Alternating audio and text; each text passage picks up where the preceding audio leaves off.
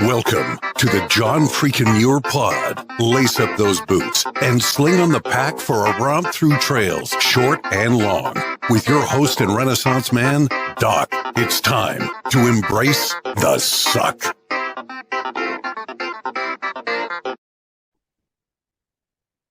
Welcome back to another week on the trail, dirtbags and hiker trash. I'm Doc, and this is the John Freakin' Muir Pod. Let's start off with a reminder. If you are enjoying the podcast, take just a minute, help us out, leave us a review on Apple Podcasts. And if you're not enjoying the pod, well, just go ahead and keep that to yourself. All right, let's get to this week's guest, a hiking guide and coach from Colorado, Shelby Mann. Welcome to the pod, Shelby. How's it going?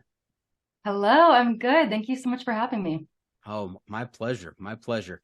Now, we usually go by trail names here on the podcast. So Doc does not appear on my paycheck or my driver's license. But that's what I go by here. In your time out on the trails, have you picked up a trail name? You know, I haven't picked up like an official trail name, I wouldn't say. I have been called Trail Mom several times because I'm always prepared. But I haven't done a through hike. I feel like that's where you really develop your trail name. I haven't done that yet. All right. Well, you know what? I think we'll just go with Shelby then, if that's okay. I like it. That sounds good. Okay. Hey, Shelby, have you had a chance to listen to the podcast before? I have. I've listened to over a handful of episodes, probably like 10 episodes or so. I actually recently listened to the Julia Jax episode for How to Poop in the Woods, and that was awesome. She's amazing. She is hilarious. Yes.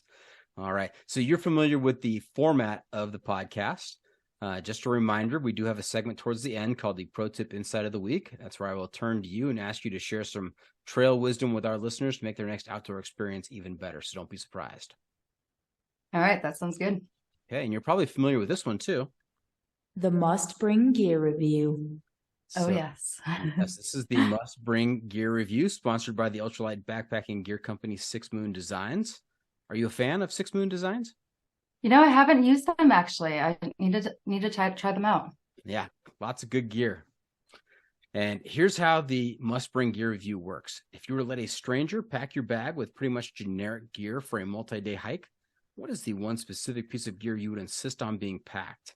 And if you've got a particular brand for that specific piece of gear, even better.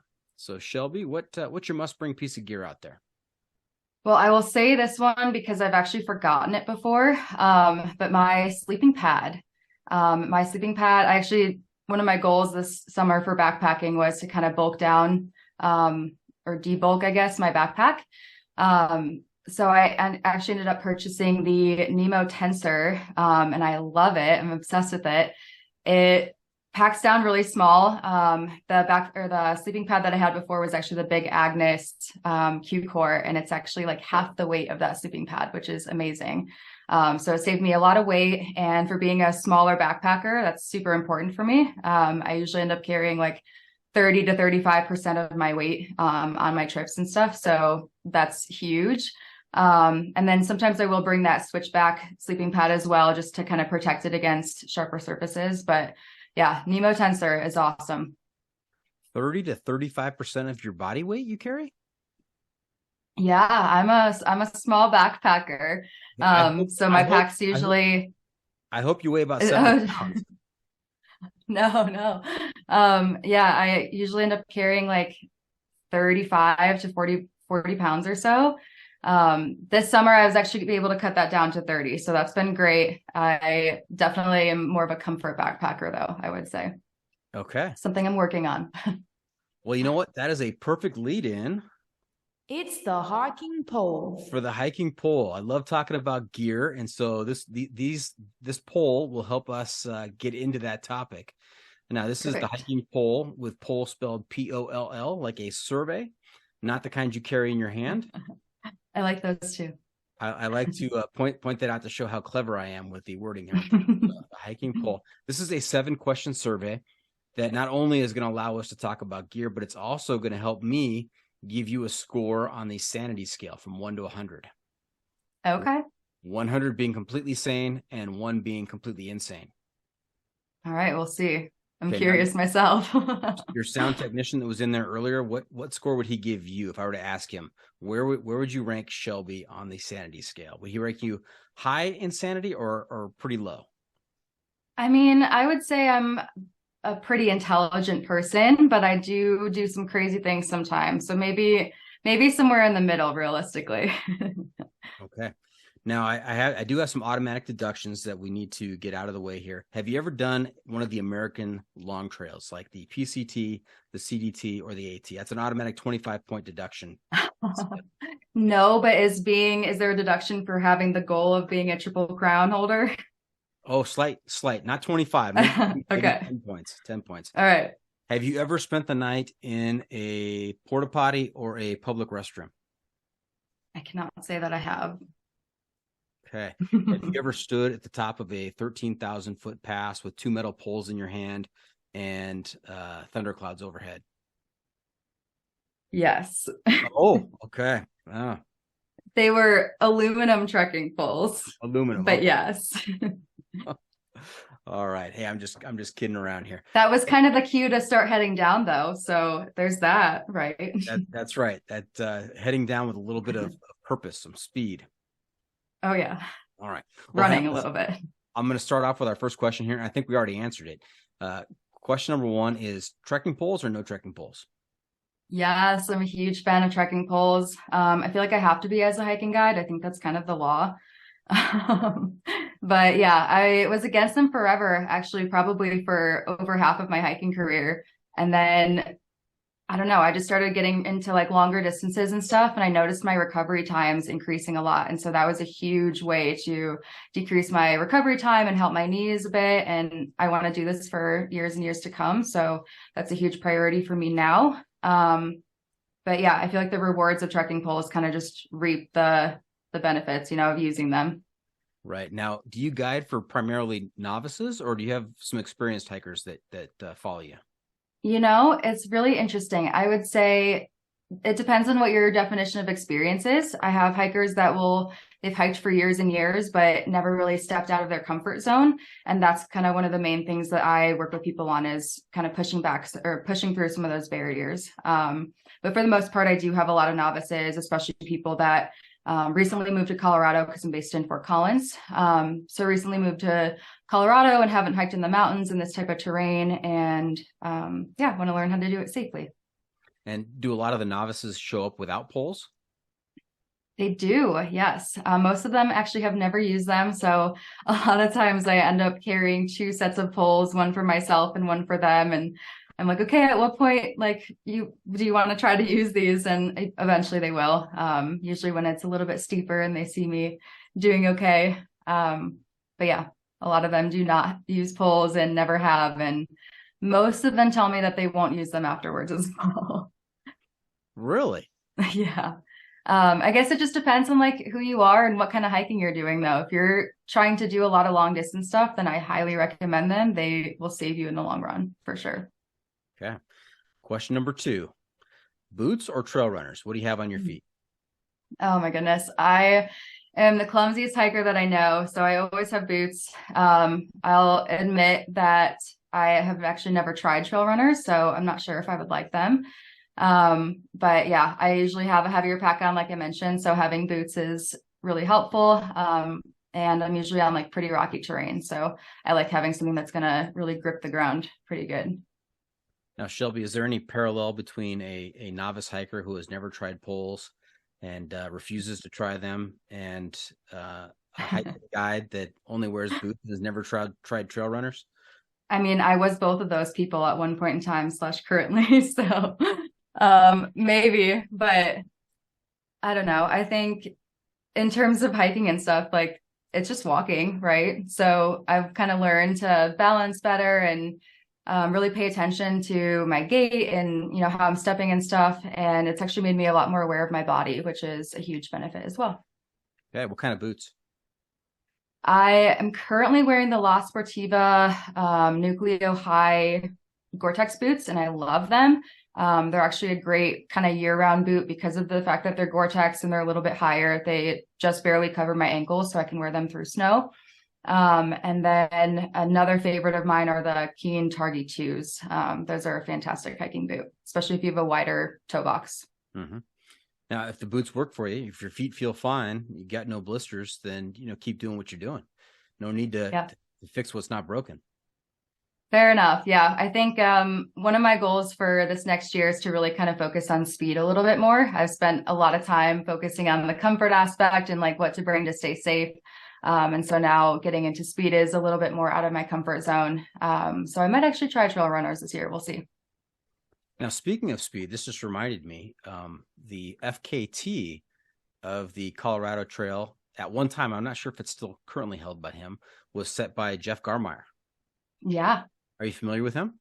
I know a little bit about him. Okay. Yeah. He just had a film premiere in Colorado. They flew out to Colorado to do the film premiere of his FKT on the Colorado. Oh, how cool. That's awesome. I didn't see that. I'll have to check that out. Thank you. Yeah. Jason Alexander, that's not the right name.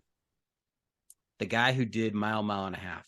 I know it's not Jason Alexander. His first name is Jason. I didn't see that. I can't remember his. It's the quintessential John Muir Trail documentary, Mile and a Half. Oh yeah. Okay. Yep. And then Dylan Harris, they did it, and evidently got a standing ovation on the premiere. So.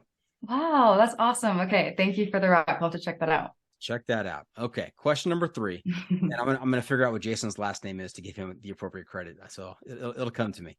Put it in the description. Yes. Question 3. When it comes to sheltering out there, are you in favor of tent, tarp, hammock, bivvy, or hey, let's just cowboy camp out there in Colorado? I have done all of them actually. Besides, I have not bivvy camped yet. That's hopefully I have an emergency bivvy in my backpack at all times. Hopefully I never have to use it. That's probably the only time you'll catch me in a bivvy. But I'm a huge fan of tent camping. I actually grew up camping when I was a kid, and there's just something really cozy about sleeping in a tent. I have cowboy camped in the past, and I've hammock camped and stuff too. I'm a really cold sleeper, so that for me is just really uncomfortable for the most part. Specifically, cowboy camping is terrible for me.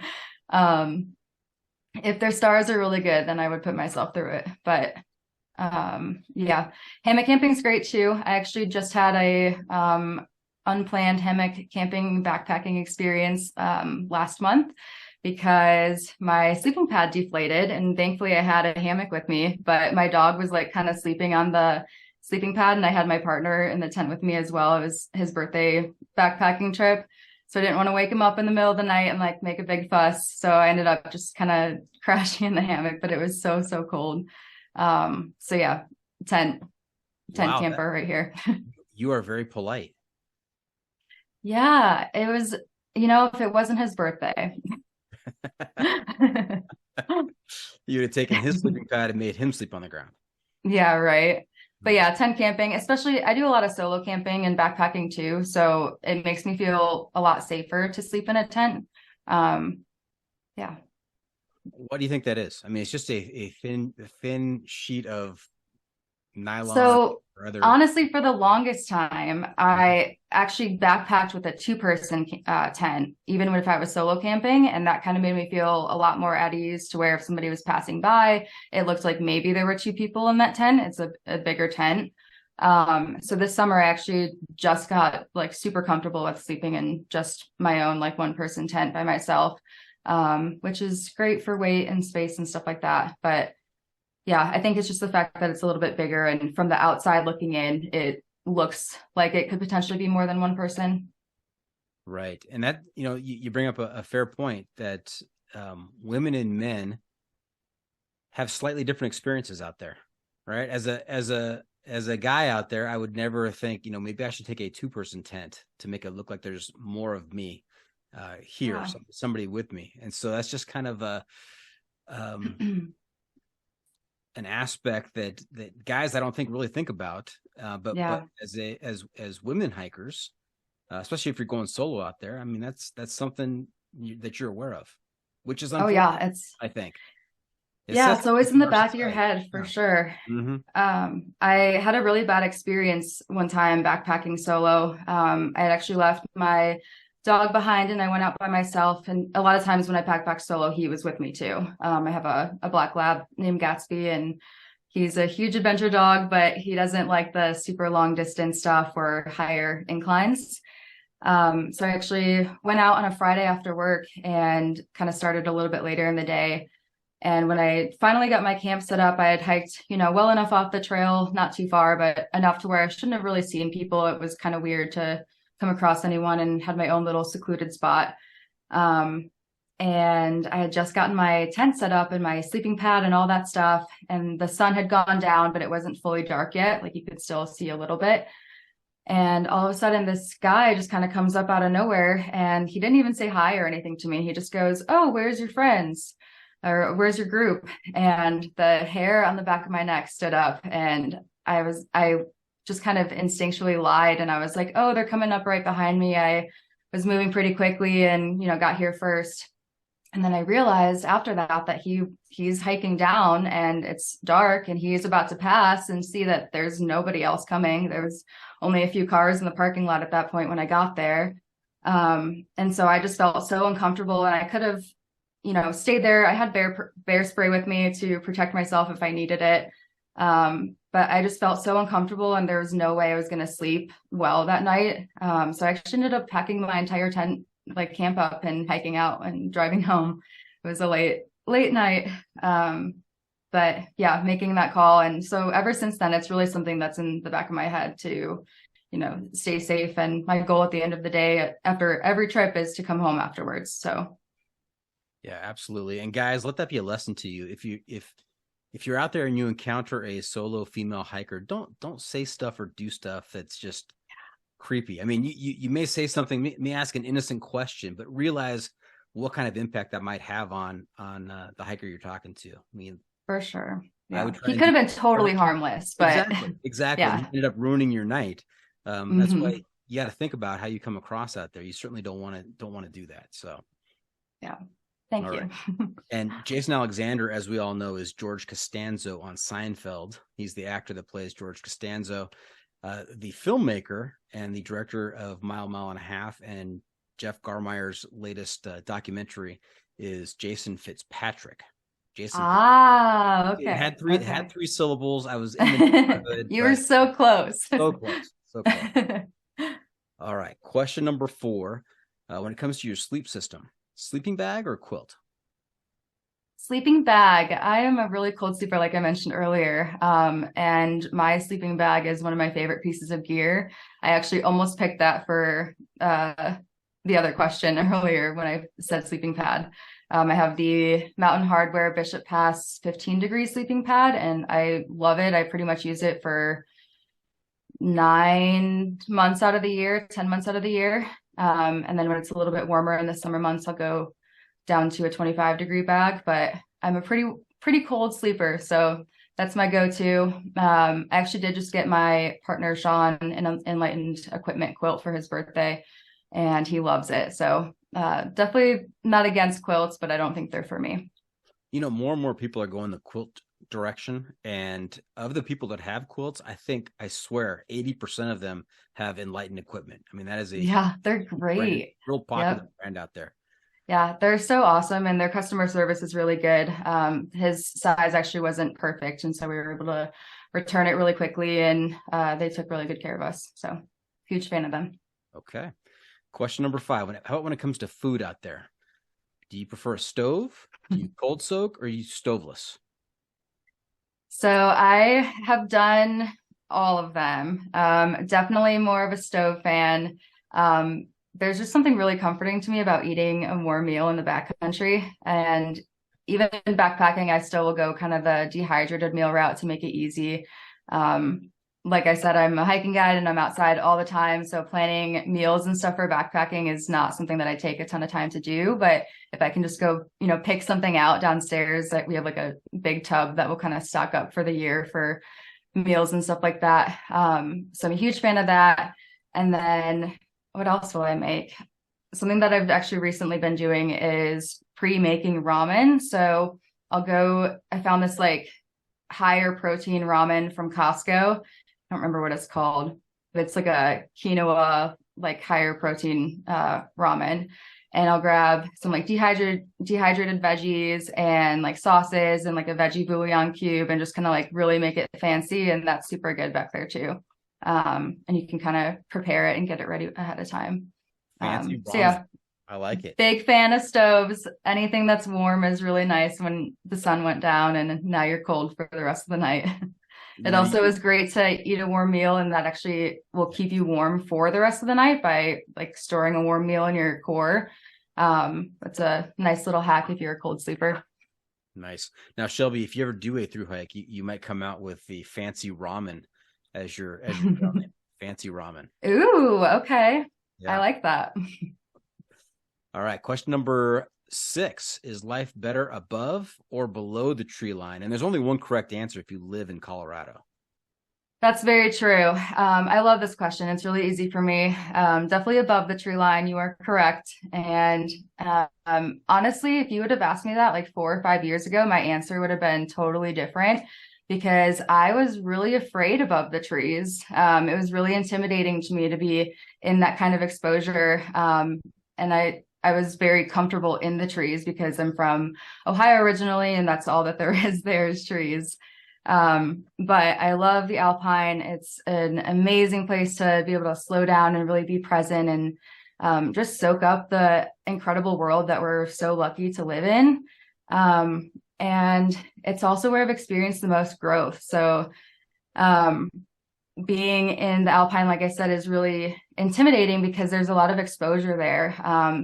And with that comes, facing your fears that pop up when that exposure, kind of starts intimidating you. So you have the choice to turn around from those fears. You can keep going. And there had been a lot of times that I turned around, like honestly, for like a year. I was just terrified because I was solo hiking and the Alpine's dangerous and blah, blah, blah. But at one point I decided that I was holding myself back and to kind of keep pushing a little bit further. And I don't know, I've had some really incredible experiences above the tree line. So that will be forever one of my favorite places. Okay. Now you said that's where you've experienced the most growth as a guide or as a human or both? As a human, or both, I guess. But really as a human, I can relate, like I hike so much. And so I can relate almost everything that I experience on the trail or off the trail into real life and the real world. And so some of these fears, like self-doubt and, a lack of confidence that I'm capable of doing some of the things that is required of you to be able to be in the Alpine. And those kind of really faced me head on every time that I went out there.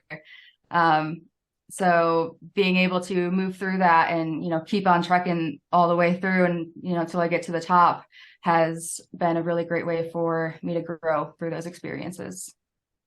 Yeah, fantastic. There's something about pushing yourself in the outdoors, whether it's, running, trail running, long distance hiking, guiding, doing the hard stuff out there. It really applies. You can take the lessons learned from those experiences and apply them to your everyday life. And I think, like you said, it really instills a lot of confidence. For sure. Yeah. Hiking has been the number one thing that has built up my confidence as a woman and as a human and as a guide too, for sure. Okay. Question number 7, last question in the survey. What's more important, pack weight or luxury items? I'm honestly going to go with pack weight just because I know this is probably surprising to you, right? I can see it on your face. Yeah, I thought you were going the other way for sure. I think from a safety perspective, pack weight is so much more important. I have been that person that's carrying like 45 to 50 pounds. When I first started backpacking, I actually didn't have, any ultralight gear, anything like that. Everything that I had was either used, like purchase used, or very, very on sale. So probably not the greatest quality or handed down to me. And so I kind of started backpacking with a really, really heavy backpack. And it was miserable. I mean, there were definitely times, I think our brains do a really great job of blocking out the pain and like the terrible memories of that. But if I really try to remember, they're there. And it's not fun. I can still feel like the bruises in my hips from carrying way too much weight and just putting all that pressure there. So from a safety perspective and just I think a comfort perspective, like you're going to be a more comfortable hiker if you're carrying less weight at the end of the day. Yeah, the mind is wonderful that way. You forget the bad stuff and you remember the good stuff. That's actually I don't know if it's been proven. I'm gonna say that is the reason why we have this concept of the good old days. You know, you look back True. 10, 15 years ago and you're remembering the good times. You've forgotten the bad stuff. And so it always appears better than it actually was. And so it's so true. yeah. This is the reason that we have triple crowners. You know, they've done more than one long trail. This is the reason women have more than one child, because they've forgotten everything they went through. And yes, it's so true. Yeah. Yep. So that's an awesome point. I think it also depends on how long you're going out for. I'll make myself really, really uncomfortable for an overnight trip. But if I'm going out for, 3+ days, weight is a huge factor at that point because you have a lot more food to carry and food is heavy. So, yeah. Right. I had a guest on, I think probably early in season 4, who really put it well. She said that she really got comfortable being uncomfortable. And once she was comfortable being uncomfortable, it was just easy. I love that. It's so true. And the more you get out there, like the more you put yourself in those uncomfortable positions, the easier it is to get uncomfortable. Mm-hmm. Yeah, I feel like you can really just kind of surrender to that. And you're kind of unstoppable at that point. You're a force to be reckoned with if you are comfortable with that. Absolutely. Hey, I've got to do some math here. I got to put it through the John freaking Muir algorithm. I'm nervous. Yeah. Gotta carry the 2. Gonna multiply that by pi. Gonna divide by 3. No, I'm sorry. Divide by root 3. And I've got to adjust for the wind and the temperature on top of a 14er in Colorado. And I come out with a solid 63. Hey, you know what? If I would have guessed, I would have said 60. So I'll take it. It's a pretty proven formula. It's pretty accurate. You had to dock me for that triple crown, huh? Yep. Just because you're thinking about it. Otherwise, you'd be in the 70s. It's okay. It's fair. Mm-hmm. All right. Hey, Shelby, or Fancy Ramen, before we get too far down the trail, let's back up a little bit. You mentioned you were from Ohio. Tell us about your childhood, growing up. Did you play any sports and hobbies, brothers and sisters, and how did you get involved in the whole outdoor adventure cult? Yeah. All right. Big question. So I was born in Ypsilanti, Michigan, and then I moved to Northeastern Ohio when I was 4. So spent pretty much my entire life there. Was a total trader and went to Ohio State. Go Bucks. My brother hates it. I'm the oldest of 3. And actually the Ohio State Michigan game is this weekend and he doesn't know it, but I just sent him a picture of him wearing Ohio State stuff and said, "Go Bucks." And he's going to be really mad about it because he's a Michigan fan. I love this. Great. But yeah, so Northeastern Ohio. Hang on a sec. Hang on a sec, Shelby. You were born in Michigan, but you moved to Ohio when you were 4. You're the oldest. Yeah. Why is your brother hanging on to Michigan? I can't imagine he spent a whole lot of time there. He did not. That's a great question. You're so smart, Doc. You got on real fast. No, I think he actually is just a very stubborn person. I love my brother to death, but he's a stubborn person and he just wanted to be the person in Ohio that was a Michigan fan. Oh, he's contrarian then. He's yes. He's looking for confrontations. Okay, got it.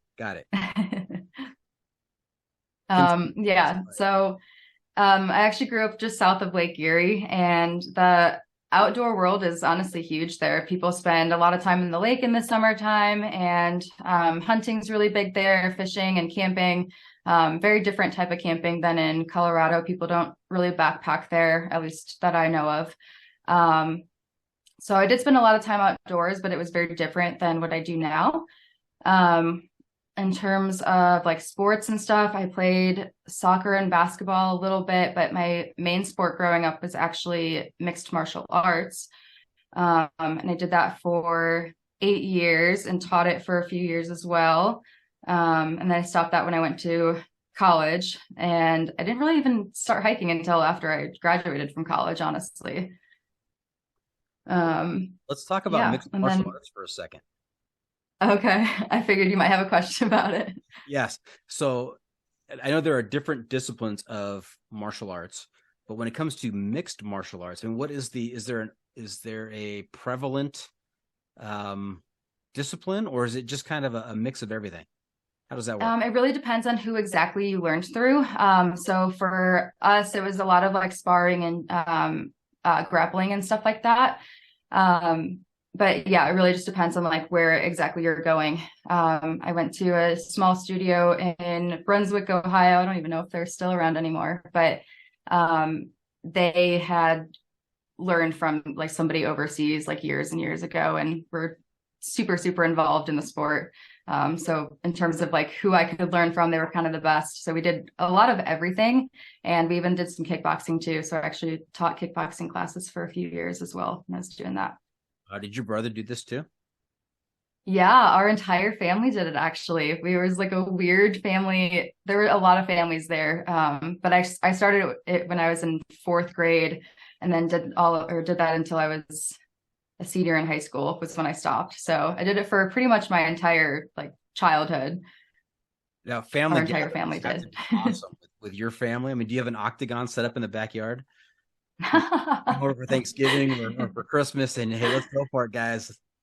No, but we did all kinds of like different competitions and stuff like that, which is really cool. We were all in different age groups, so we never really did it together. It was something that we kind of shared, but we still had our own individual time, which was really cool. And yeah, we did a lot of different stuff. We actually did like weapons classes and stuff too. So I taught nunchucks and like a staff, like a long wooden staff that you kind of like strike things with. Yeah, I never actually got my black belt. I was pretty close to it. So one of my goals for 2023 is to go back and get my black belt. You know what? The more I learned about you, Shelby, the luckier that guy was that he didn't come back up after asking you that question he could have had his very true. He had his clock cleaned, I think. So yeah, right. Yeah, I'm glad he didn't. I'm glad that worked out. Okay. Yes. Is your brother also into outdoor activities like you? You know, I'm kind of out of the 3 of us, I'm the only outdoorsy one now, which is really interesting. We all grew up doing camping and stuff like that, but my brother kind of fell more into the sports side of things, and then my sister kind of fell more into like the crafty side of stuff. So I guess I'm the black sheep, but my dad's very proud of me. Nice. I always think he's a hunter and fisherman. I think that's fascinating that when there are multiple kids who grew up in the same household, same part of the country, doing the same kinds of activities, and one of them becomes a thru hiker, a triple crowner, a mountain guide. You know, how does that work? People, I guess everybody's different, but yeah. Well, it's interesting too, because I didn't stick with it forever. I fell out of it for quite some time. Like when I was in school, in college, I was a little bit of a partier, I'd say, and just being outside was not something that I really needed or had any desire for. And it wasn't until I graduated from college and actually got a Gatsby, my dog. And when I got him, I was just really motivated to be outside with him because I saw how happy it made him, and just being out there with him made me really happy. And so that's kind of really when I fell in love with hiking. And it's interesting because now that I'm a hiking guide, I would honestly say that hiking kind of found me. Like it was something that I didn't even know I needed at the time, but it, in a lot of senses, like saved my life. Now, you are the second person in the last few interviews that has confessed that it was your dog that got you more into the outdoors. I think somebody else said that very recently too. I'm looking through my notes to see if I can. That's so funny. If they're from Colorado, it would make a lot of sense. We all love dogs here. Now back to the college parties. Would you ever, just for fun, get some guy in a joint lock, make him scream? Oh my gosh, the fact that you asked that question, I actually have. It was like a weird party trick. Yeah. Yeah. Oh, it's so Hey, funny. Shelby, this guy's never met you. Let's do it to this guy here. Yeah. Nice. Nice. Yeah. Now, is guiding, is that your primary source of income? Is that how you pay the bills? Mm-hmm. Or is that a side job? It is. No, guiding is my primary source of income. Guiding and Instagram, I guess. I do both of those kind of full time. And then I do also work part time for a podcast. I kind of do all their like scheduling and stuff, ironically enough. So that's a very steady source of income for me, just like on the side as well. So I have my hands on a lot of different hats, I would say. But yeah, I've been guiding for a couple years now, and primarily in Rocky Mountain National Park right now. And I'm looking to expand that a little bit further for 2023. But yeah, I absolutely love guiding. And the reason that I got into guiding, honestly, was because I have made so many mistakes myself solo hiking. And I saw so many people, like once I kind of did the research on my own and learned what not to do, I saw a lot of other people on the trails making the exact same mistakes. And I actually was working in hospital, like at a hospital doing Alzheimer's and traumatic brain injury research. So I've kind of gone like all over the place. And then COVID hit and my job description kind of changed quite a bit. I was working with patients beforehand. And that's when I was living in Colorado. Like shortly after I'd moved here, I started that job. And once COVID hit, I was working from home, not working with patients as much. And I just didn't really want to be doing that forever. It kind of brought up the question of, what do I want to do for the rest of my life? And I found so much joy out of hiking, and I had dedicated so much time to learning how to, do it safely on my own, and being frustrated, not frustrated at these people for, making mistakes, but, almost frustrated for them, because I had made them. And like, I know that they don't have to make these, same mistakes that I had. So one day I was actually on a really long distance hike for the day, and it kind of just hit me that I could be a hiking guide. And so I started looking into organizations in Colorado and noticed that no one really decided to teach people. Like they just, took you for a walk. And my whole goal was to empower people to, get out on the trail and, be inspired to get outside, but also feel safe and know how to safe and educated to know what to do out on the trails, and then feel confident to, continue on their own adventures afterwards. Now, when you said that you work for a podcast doing the scheduling, I was going to try and steal you away until you mentioned that you were paid for that. I have no extra income to give you, so I apologize. Not a lot of cash flow in this gig. There's not. I feel that. Yeah, and but what you just listed and went through, you're a real Renaissance woman. I mean, we're talking MMA, we're talking guiding, we're talking patient care, social media influencer, podcast scheduler. I mean, you've done a lot. You're well-rounded. I like to throw myself into things and figure it out along the way. I've learned that I'm really good at that, as uncomfortable as it may be. Nice. Comfortable being uncomfortable. Now, when you're guiding folks out there, is it primarily women, or is it both genders, couples, solos? Both genders. You would honestly be surprised. I probably guide 60-40 more men than women. That's really interesting and surprising to me, but I think I honestly don't know why there's more men than women that I guide. The reality is when I guide men, it's different problems that we're solving than when I guide women. When I guide women, we're working through a lot of the like mental things and emotional barriers that you kind of have to overcome when you're hiking, fear and confidence and stuff like that. And for the men, they really want to learn about backpacking and just really like immersing themselves into this outdoor world in a safe way. And I think with my Instagram, I'm able to kind of show that I do know a good amount of that. So it's a fun and quick way to learn as much as you possibly can in a short period of time. Yeah. And before the emails start coming in and people chiding me, I guess I shouldn't say both genders. I should probably say all genders. So There you go. Yes. Yep. Fell into Everyone can be guided. That's right. Anyone can go hiking. Hiking's for all the people. All are welcome. That's right. Yep. Outdoors is for everybody. All right. You got it. We're going to take a quick break, but when we come back, we're going to hear about some of your adventures out there guiding, maybe some of your mistakes that you learned from, and how you're preventing them from being passed on to other folks. So stay tuned. We'll be right back. And welcome back. We were talking to Shelby Mann, Colorado hiking guide.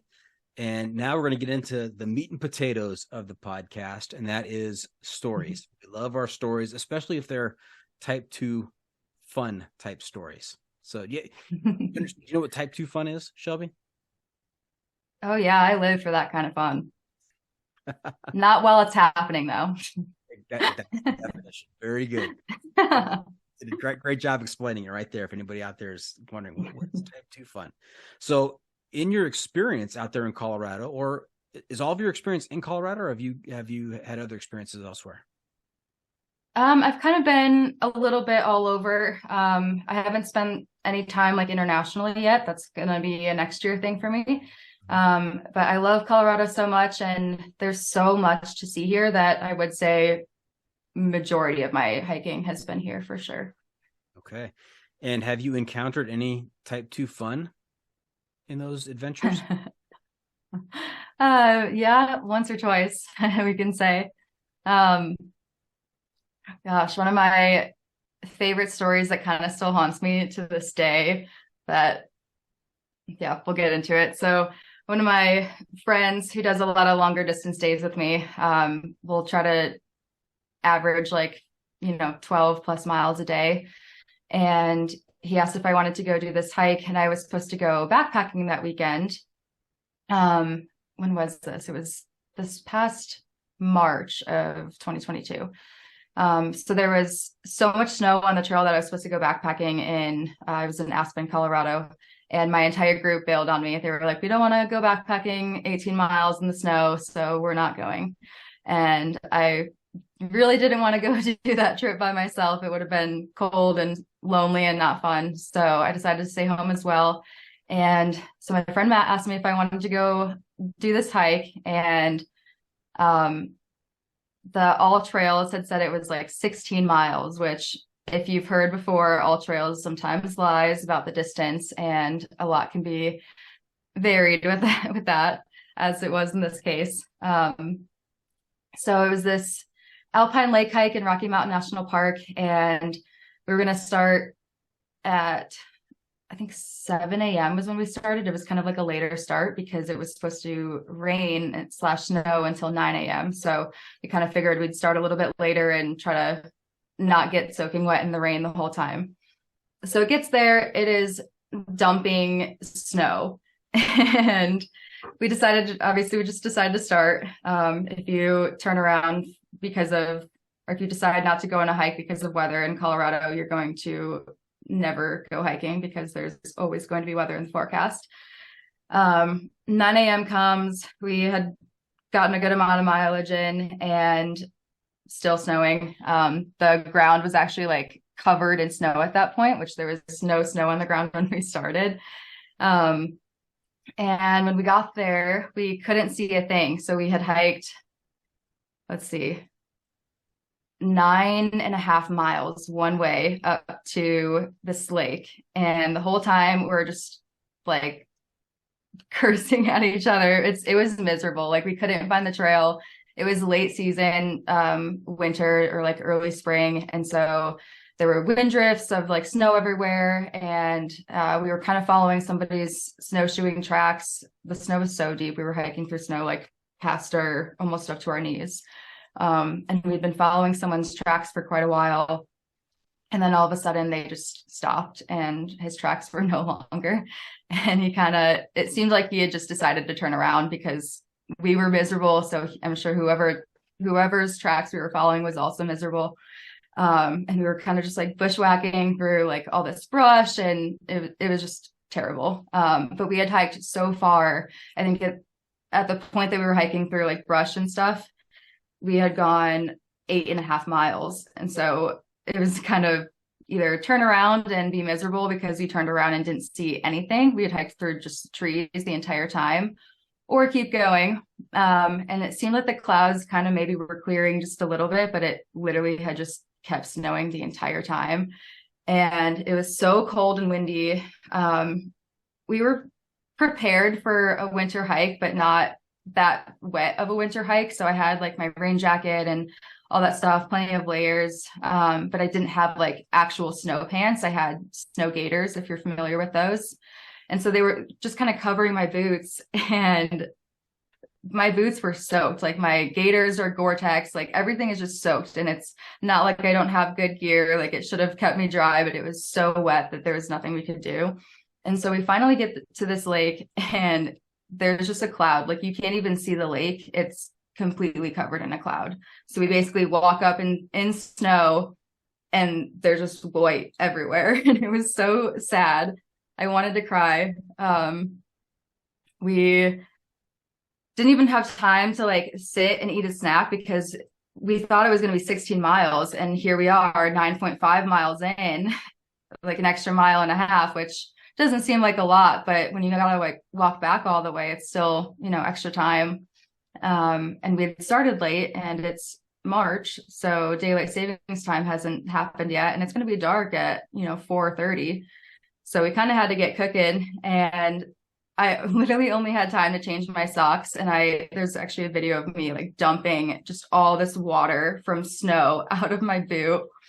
And yeah, type 2 fun. Afterwards, I'm like, yeah, that was so fun. We hiked 19.5 miles and broke our personal mileage record for the day, but we were miserable the entire time. Like, I think there was maybe 5 minutes where we were having like actual fun, and it's not, we were enjoying each other's company and stuff and hiking and being outside. And there's a reason that we kept going, because we were having enough fun to keep hiking. But it was just one of those days where you're like, it doesn't matter how often you come out here, you're never going to have like the perfect day, even if no matter how bad you want it. It's just always going to be those days where it rains the entire time. Yeah, and there was no payoff at the end with the lake being covered by a cloud, right? I mean, that's no. Hey, let's go back to the snowshoer, the snowshoe tracks that you were following. Now, when you started, oh my gosh, there's no snow on the ground, right? No snow on the ground. So if you think about hiking in the mountains, so if you think about hiking in the mountains, if we're hiking, 9.5 miles, we're going up a good amount of elevation gain in that hike. I think it was maybe a little over 3,000 all the way up or something like that. So if you're starting at 8,000 feet or 9,000 feet, and then you're going up to 12, there's going to be a huge difference in terrain. We actually started in the trails like fully grassy, and then you kind of start getting up and it's an alpine lake. So just the amount that you kind of walk through in that is insane. And we had actually walked through a severe burn area from the Cameron Peak fire in 2020 in Colorado. So that was like a whole other thing too. Everything was just wet. And when you're walking through like a fire burn like that, the ground is not normal. Like the trail wasn't really there in certain spots, and there wasn't really a ground. It was just ash. And so water, as it was snowing, water was just kind of like moving through everything. Yeah. And then we finally started hitting snow maybe after 5 miles or so. But once we hit the snow was there. And March in Colorado at higher elevations, there's still a ton of snow. We don't really see it all melt until end of June here for the most part.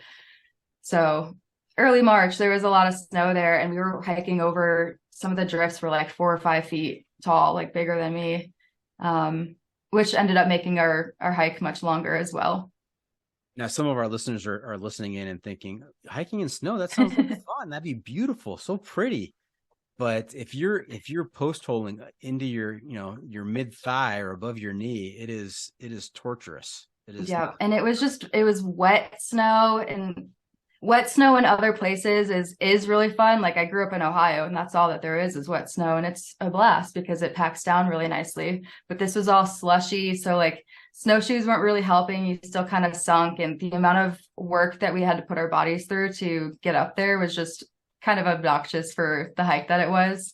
But we still talk about it to this day of like how fun it was. So I wouldn't say it was a bad day by any means, but it just definitely wasn't what we expected. It still kind of haunts me that I don't know what that lake looks like, and I hiked 19.5 miles to see that, or to like get there and see it. Well, you're just gonna have to do it again. I know. That makes me so sad though. Was it fun just because it was so absurd? I mean, what you had to It do? was, yeah. I mean, at some point, like one of my mentors a long time ago told me you can either curse the wind or dance with it. And so at some point, like you kind of just got to surrender to the fact that you're going to be miserable. And we knew we were going to get wet. It wasn't going to get any better. We held out hope that it would and the clouds would clear, but it never did. And so just being like miserable there together made that experience a very fun time. I like that. You can curse the wind or dance with it. That's right. It's so true. Yeah, that's great. That's great. Now, was that Lost Lake? That was Lost Lake. Yeah. Lost Lake in Rocky Mountain National Park. Got it. There's a lot of Lost Lakes in Colorado. I can imagine. Now, any other type 2 adventure out there? Type 2 fun? I have a really great story from naive Shelby many, many years ago. So any like future clients listening to this, I just want to preface that this happened a long time ago and I've learned a lot since then. But I think this is a great story for especially people that live in Colorado or travel here and stuff because of avalanche danger. And I think a lot of people don't realize like how severe that is and how seriously it should be taken. So when I first, shortly after I moved here, it was like kind of my first full season or full winter in Colorado.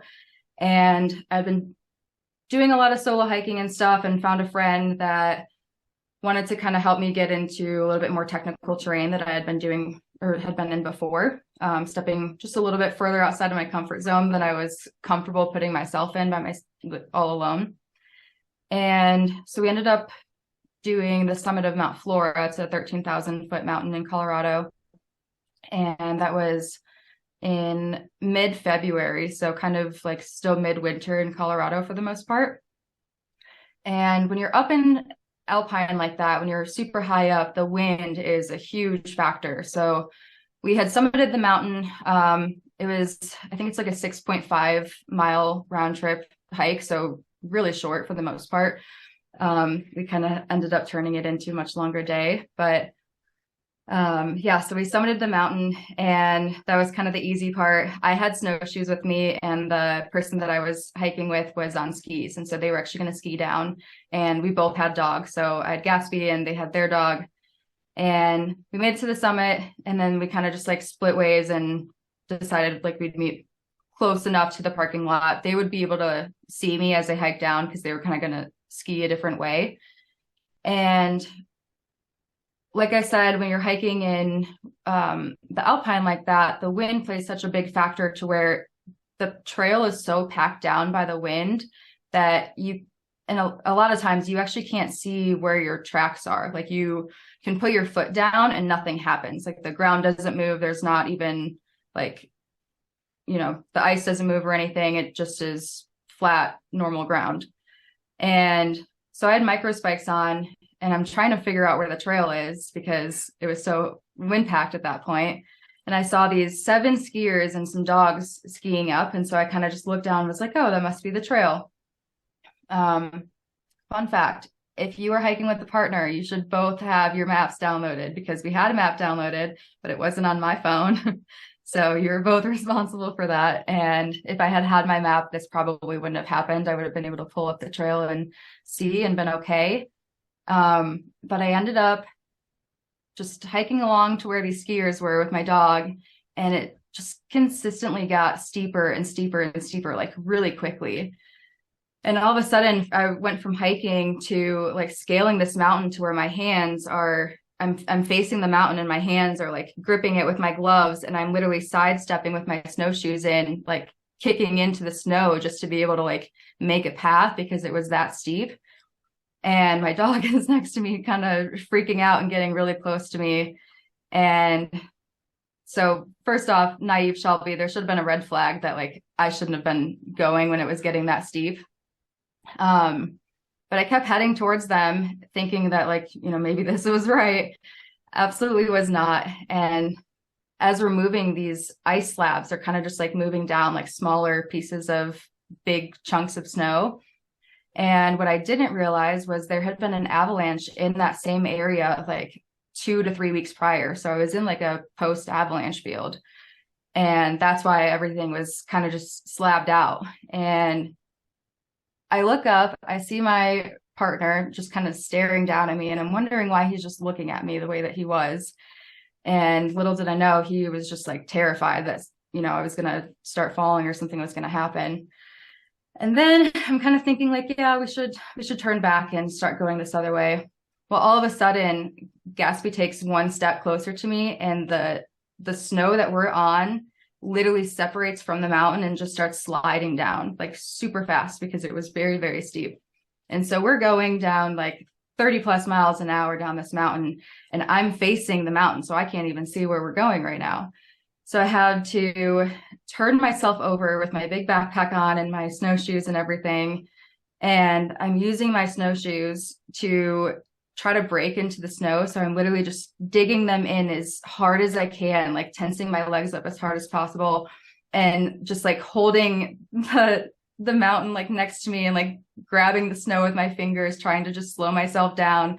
And Gatsby's running behind me thinking this is the best thing ever that he's ever done, and he's having the time of his life. And I'm trying to like stay conscious. I finally was able to stop from my snowshoes, like just breaking in so hard to the ground or to the snow. And I sat there for a good 2 minutes, like trying to catch my breath because I was hyperventilating and just so scared that had just happened. And I look up, my friend's still standing up there with the skis looking at me. It's almost like he was just kind of waiting for something bad to happen because of where I was, and he just kind of knew. And so he took a good like 5 or 6 minutes to actually get down to me because he couldn't ski down to where I just was, or he could have triggered another avalanche like on top of us. So he skied around, gave me his ski poles, and I'm telling you, like every step that I took, just pieces of ice kept sliding down. And at that point, my legs had been so shaky, like my whole body was shaking. I was so scared and just trying to like stay as calm as possible, which I'm very grateful I was able to do. And we ended up making it to this point, but by that point we were so far from the top. Like I had just come from the top of this mountain and I slid down a good 150 yards. It was insane. So we ended up hiking like 16 miles that day. It was supposed to be a 6.5 mile hike. And post-holing the whole time, I was crying. Like there were so many times where I just stopped and cried, and I was like, is there anyone we can call? Like we had no Garmin's or anything. I had no idea what a Garmin was at that point. And yeah, so I guess long story short, keep on trekking, and the only way out is through, because I couldn't have stopped. Like we had to keep going. And it was absolutely miserable. But now that I look back, I have gone back and summited that mountain a couple more times, thankfully.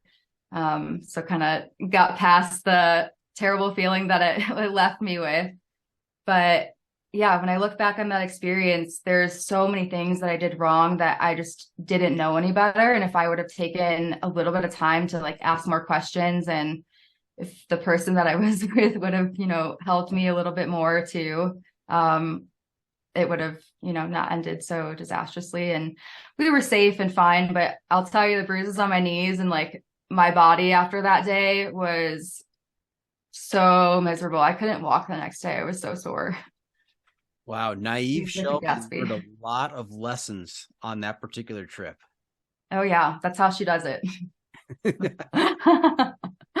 And, I have to tell you the truth. I got into a bit of psychoanalysis of myself as you were telling that story, because as you're telling that story and you're sliding down the mountain, and before you tell me how Gatsby's doing, she's having is it a he or she? He. He's having the time of his life, right? Thinking this is the greatest adventure, whatever. And before you said that, though, I found myself more worried for the dog than for you. I'm going, what does that say about me as a person? I'm more worried about the dog than I am about Shelby. And then I got to, well, Shelby's telling me the story, so I obviously know that she made it. She's okay. I'm glad. Yep, he had so much fun. The smile on his face was primo. I will say those dogs after that day were way more sore than we were. They kept laying down, and it's very unlike Gatsby to just decide to stop, but his paws were getting really cold. I didn't have, we planned for 6.5 miles, so I didn't have booties or anything to keep his paws warm, and I kind of just had to keep rubbing them with my hands to every so often. So another lesson is just have your 10 essentials and be a little bit extra prepared in the winter, because even if I didn't make all those mistakes, who knows if that still could have somehow happened. Things come up in the mountains all the time. So having a few extra things on you just in case is always a good idea, especially if you have a dog. Okay. So what would naive Shelby whisper? I'm sorry. No, the other way around. What would experienced, seasoned Shelby whisper into the ear of naive Shelby prior to going on to that trip? Oh, so many things. I would have started with telling her to download an app, because I think that would have eliminated the problem altogether. We obviously hiked up, so we should have been able to safely hike down with, how busy that trail was and stuff.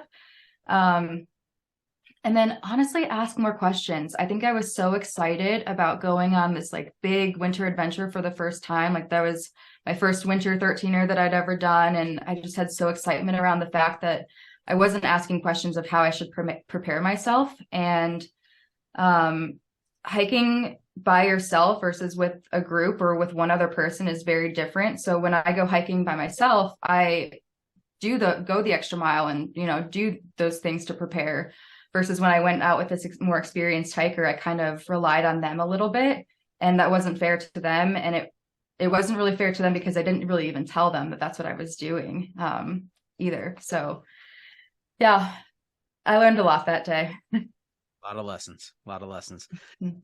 That's fantastic. Any other big stories like that you'd like to share with us? One other short story that is another naive Shelby story. It's kind of similar and snow related as well. It was actually coincidentally 4 months prior to when that happened. And we had gotten our first big snowstorm in Colorado. It was November, very early November. And I had done all this hiking, and mental health is something that I kind of struggle with. So hiking is a place that I can really take control of that and feel good. And I had so much growth and good experiences with hiking through the spring and the summer that year and that fall, that I didn't really want to let the winter stop me from continuing to get outside. So first big snowfall, hadn't had any snowshoes or anything like that yet.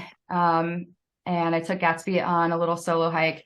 I did have my map downloaded, and I was pretty prepared. However, I didn't have a backup battery, and it was really, really cold that day. So my phone actually died, and I didn't have a map and compass with me.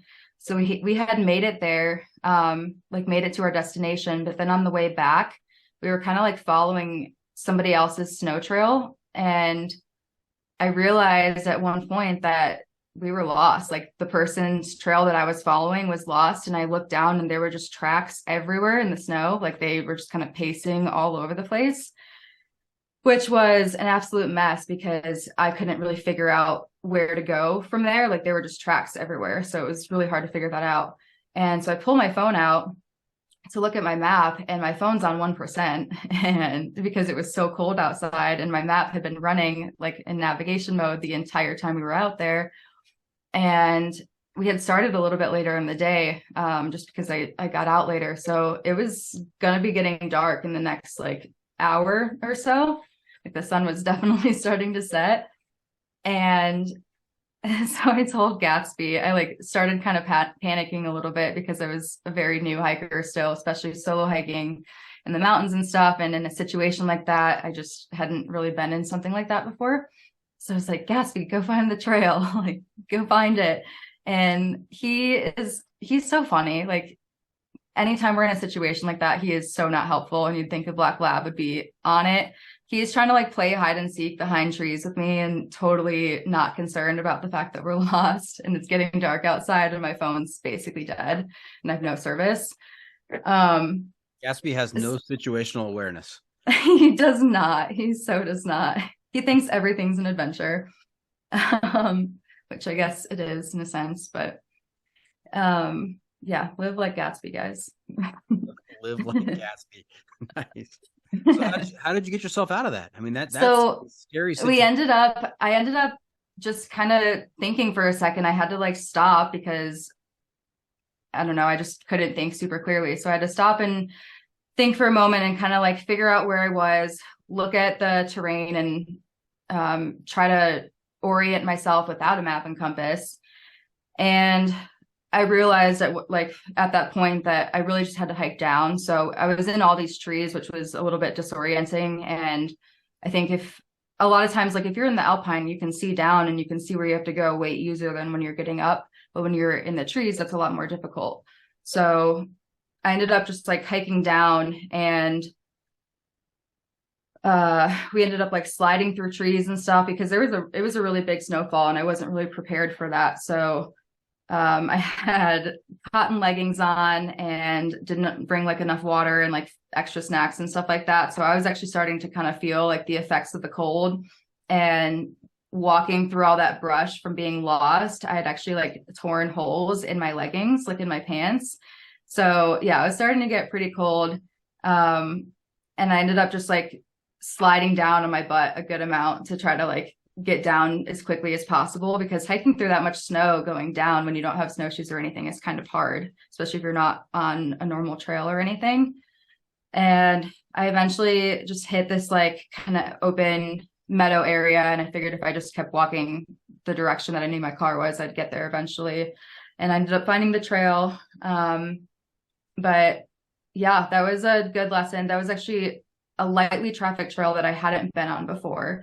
And there was no one else there when I got there. So a lot of problems could have happened if we didn't, make our way out.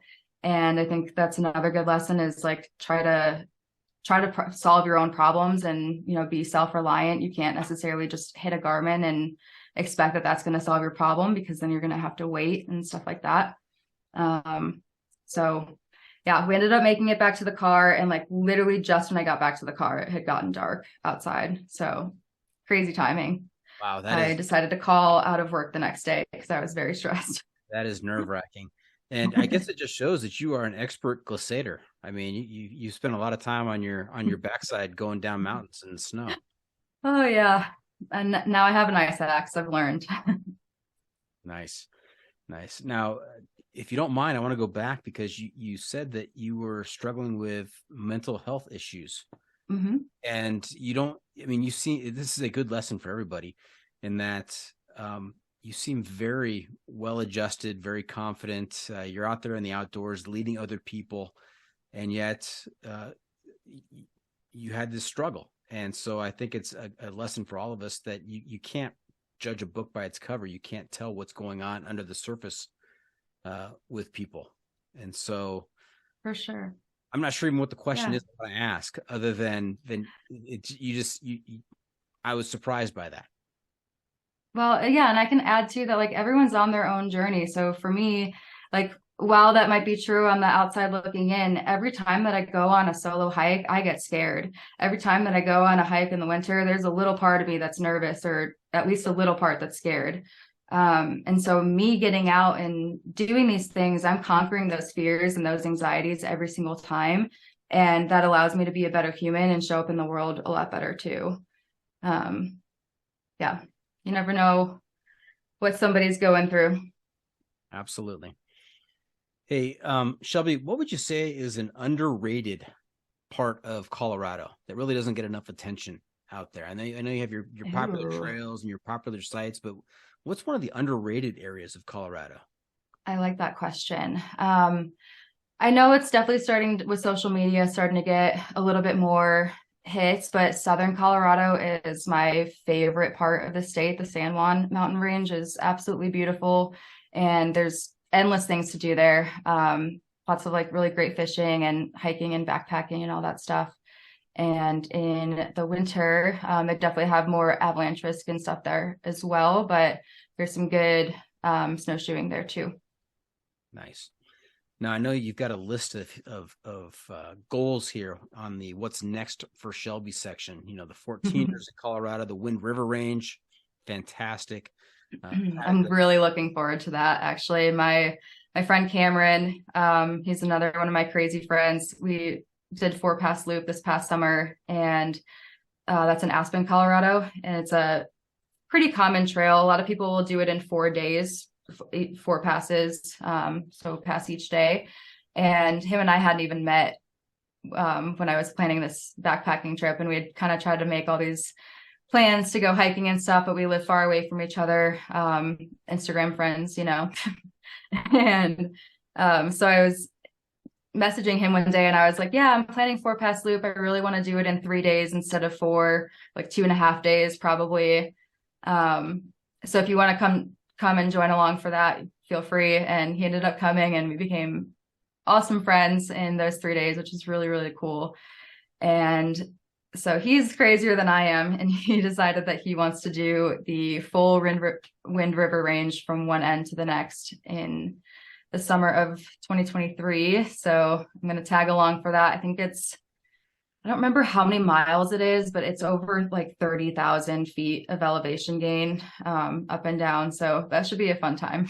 Oh, I'm so jealous. You're going to have a fantastic time. Yep. And so you say he's crazier than you. He probably score in the 50s, you think, on the hiking pole? Yeah, for sure. Yep. He's an ultralighter. Like, he does all the ultralight stuff. Yeah.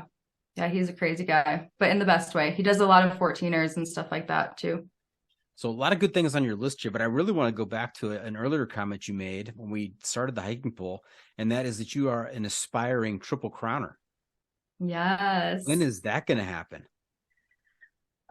You know, it's so hard for me to step away from work. I love working, and so doing something like that, just the idea of like only hiking for that long is really hard for me. It is definitely something I want to do, but I've put so much time and energy and momentum into like my business and just getting to where I am right now that I kind of want to sit with this for a little bit longer. So I'm 27 now. I feel like when I'm 30, I'll slow down and kind of be able to take time to do something like that, which I think is hilarious that I'm saying I'll slow down and then go do a through hike. But you do have to have, you know, a lot of time to set aside to be able to commit to that. So I do think that I want to do some other like shorter hikes before I just go straight to like the AT or something like that. So I'll probably start with like the Colorado Trail, do like a little through hike that way, and maybe even the Arizona Trail, and kind of just like work my way up slowly that way, and really like tailor in my gear and stuff like that, and then I can send it through the Triple Crown. Now, is there a preferred order in your mind for the Triple Crown? Which one you do first? You know, it's really funny. I always pictured myself doing it from east to west. So I grew up out east and like moved west, and I kind of just picture that's how I would do those hikes. I also feel like if you get the Appalachian Trail done, then the other two, different terrain and stuff, obviously, but the Appalachian Trail is no force to mess with either. So true. That makes sense. That makes sense. So it fits into your history, your background going from Is there a normal way that people do that? Do you know? I've heard that I don't want to say traditional, maybe most common was the AT, the PCT, and then the CDT. Interesting. I wonder why that is. Ginger balls said, maybe is it Ginger Balls or IB Tat. One of those two guys said that if they had done the CDT first, they would have said, "Forget it, I'm not doing this ever again." Because Okay, that's good to know. New Mexico on the CDT is a very difficult start. A lot of wayfinding, not a lot of good water sources, and that makes sense. I've also heard that getting from New Mexico like into the San Juans is kind of really hard too. It's just that's a difficult terrain that you're hiking through. Yeah. All right, good to know. Hey, let's talk about some stuff that's important to you. Some of the causes that you really want to instill on future hikers. I would say if I had to pick like a number one, leave no trace would be my biggest one, especially as a hiking guide. I feel like that probably has to be up there. But especially as a hiking guide in a national park where there's so many people that we see every single day, and I see so much trash and waste, including human waste, along the trail, and it's really upsetting to me.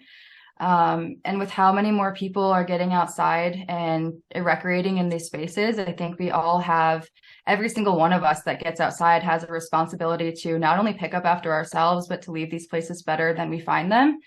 That was something that my dad taught me when I was very young. I never knew what leave no trace was until I moved to Colorado, actually, like several years ago is when I learned about that. Because I was always taught to leave things better than you find them. And, you know, if I see trail or trash on the trail, I pick it up, even if it's not mine. I pick up other dogs' poop off the trail, even if I don't have my dog with me. We have such an obligation to, you know, make this place better. And it's not a forever lasting resource. So, you know, we don't really have a choice. Absolutely. And there are 7 principles to leave no trace. And it's not just taking everything with you. I mean, it's a lot more complicated than that. It's staying on trail. It's not polluting the water.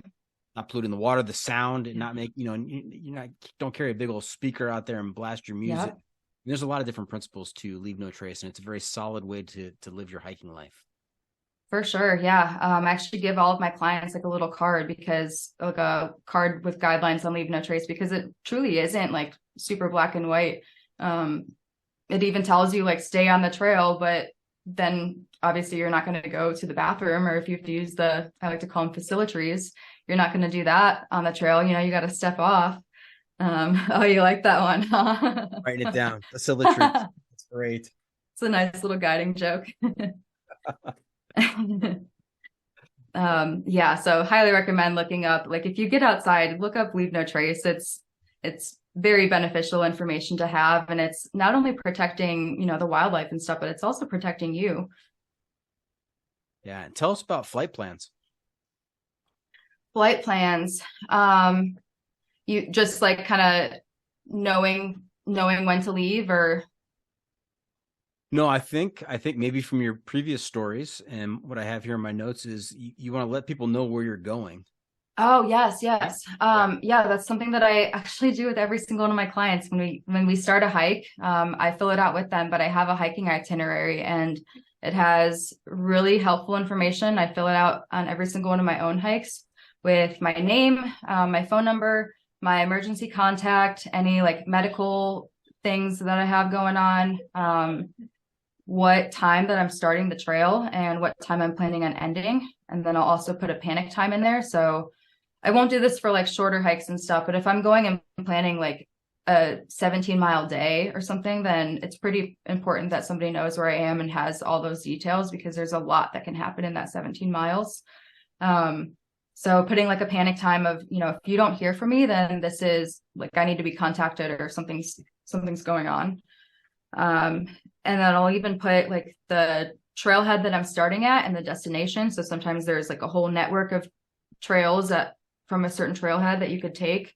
So I just try to put as much detailed information in there as possible, including if I'm hiking with a friend or if I'm meeting someone new or if I have my dog with me, all that kind of stuff. And then on the back side, it just says Shelby's hiking itinerary for whatever date. And I put that on my dashboard.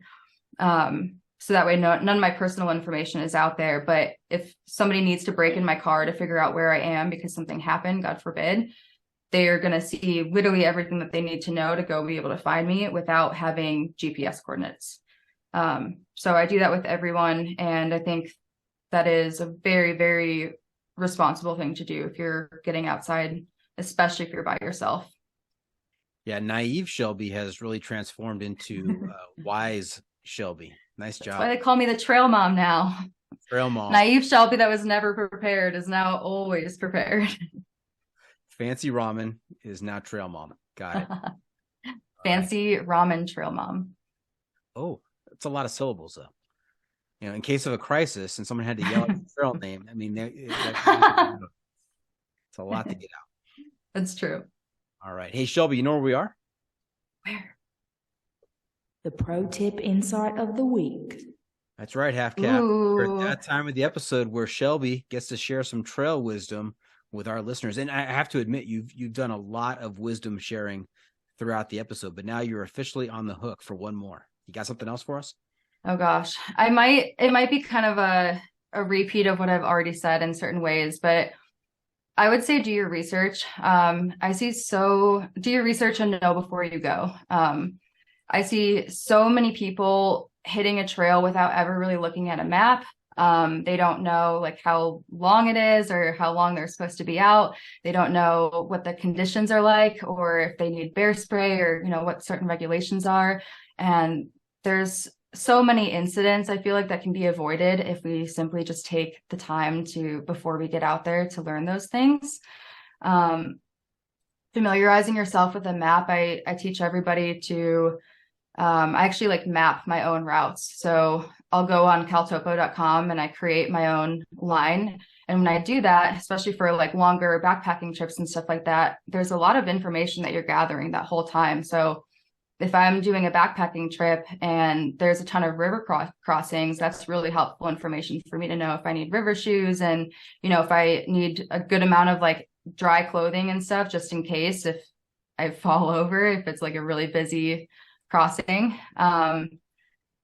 Certain things like that. I think that we can prevent a lot of discomfort and things like that if we take the time, and then being prepared to go along with that. So like bringing your 10 essentials and doing that due diligence. There was in late September a gentleman that passed away up on Longs Peak, and it is something that I talk about fairly often these days just because it really hit home with me. I was actually going to go climb that peak like the day that he passed away, and there was a storm that came in late September, 14,000 foot mountain.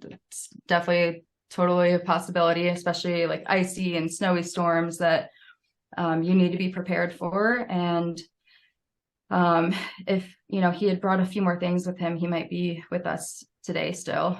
They couldn't find him. He wasn't prepared to like stay out overnight, and he actually lost the trail. And so I hate talking about that, but I'm saying it publicly right now because if you just bring those things, like you're saving your life. We never anticipate, you know, when things are going to go south. And yeah, I think having that with you and being prepared will pay off in the long run. Yep. Two-parter there. Know before you go. And then once you know all that stuff, make sure you bring in the appropriate gear to deal with it. So yeah. Sorry, that was a long answer. Very wise indeed. No, I liked it. Now, Shelby, we've been talking about you guiding in Colorado, and I don't think we've mentioned the name of the company. If somebody is listening to this and lives near Colorado and says, you know what, I want to hike with Shelby. I want to learn from wise, I'm not going to say old, wise, experienced Shelby. You know, how do I get in touch? How do we do this? How can they contact you? So my company name is Ground Up Adventures, and that was kind of a name that stuck home with me because I quite literally built myself from the ground up and my confidence and all that from the ground up through these adventures. And so, yeah, you can find me on Instagram at that handle, and groundupadventuresco.com is my website. Okay.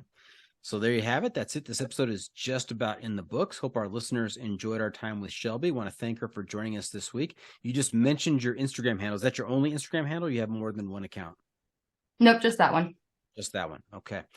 Remember to check out the pod on social media as well. We are on Facebook, YouTube, Instagram, Twitter, and TikTok. And if you have clips you want to share with me, you can send it to me at johnfreakinmuir@gmail.com. The Adventure Media Recommendation.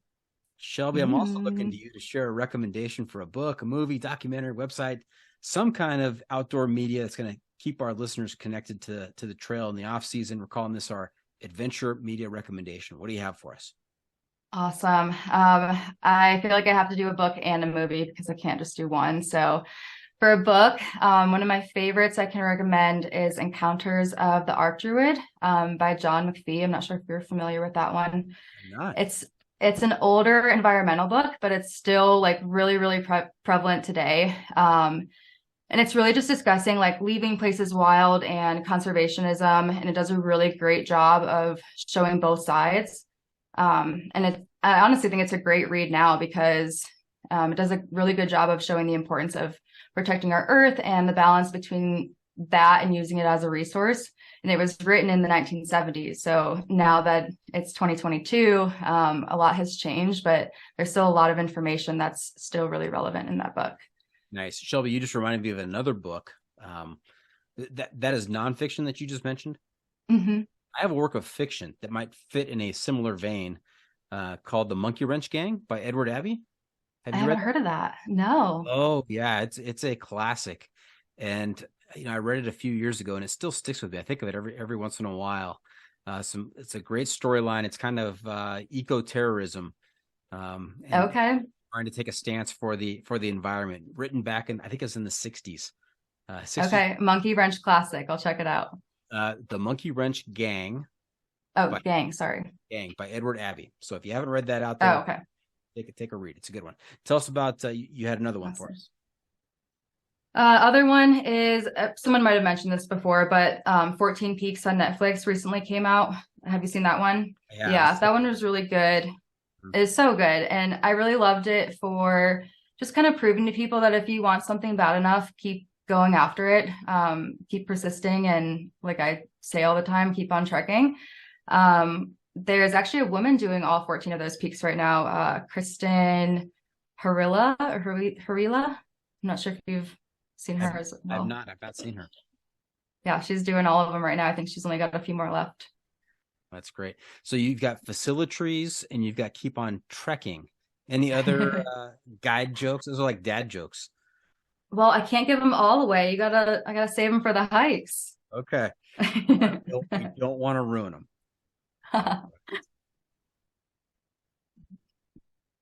What have we not asked you? And before we wrap things up, just one more segment for you called What Have I Not Asked You That You're Dying to Tell Us About? What did we miss? I guess the only thing I guess we kind of mentioned it a little bit, but just my whole mission behind Ground Up Adventures is to inspire people to get outside and educate them with the knowledge that they need to do it safely. And my main goal with that is so that you can feel empowered to get outside and go on your own adventures. There were so many times that I turned around where I didn't go on a hike because I was just too scared. And it makes me, like, current Shelby is really sad for that previous version of Shelby because I was really hard on myself for saying no to that and letting my fear get in the way. And so I guess the only last thing that I'll leave you with is, dang, I just lost my train of thought. You're gonna have to make an edit. We're doing so good. The last like 30 seconds. Almost made it.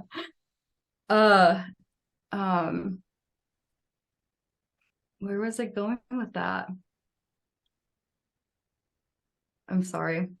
Okay. Ground Up Adventures, naive Shelby, turning back many times. Oh, okay. Sorry. It's okay. Go ahead. Okay.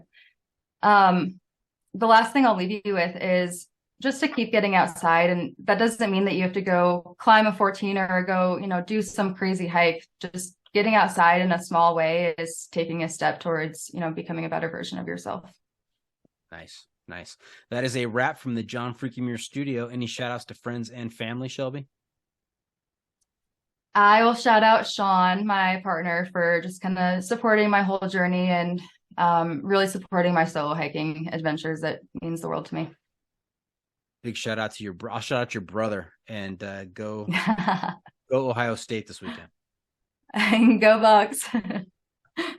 All right. Hey, thank you for tuning in. Always remember, the trail is the trail. Doesn't care if you want to go downhill. Doesn't care if it's almost dark and you're looking for a campsite. It doesn't even care if you and Gatsby just slid a couple 100 yards down Mount Flora without an ice axe. The trail is the trail. Embrace the suck. Embrace the suck.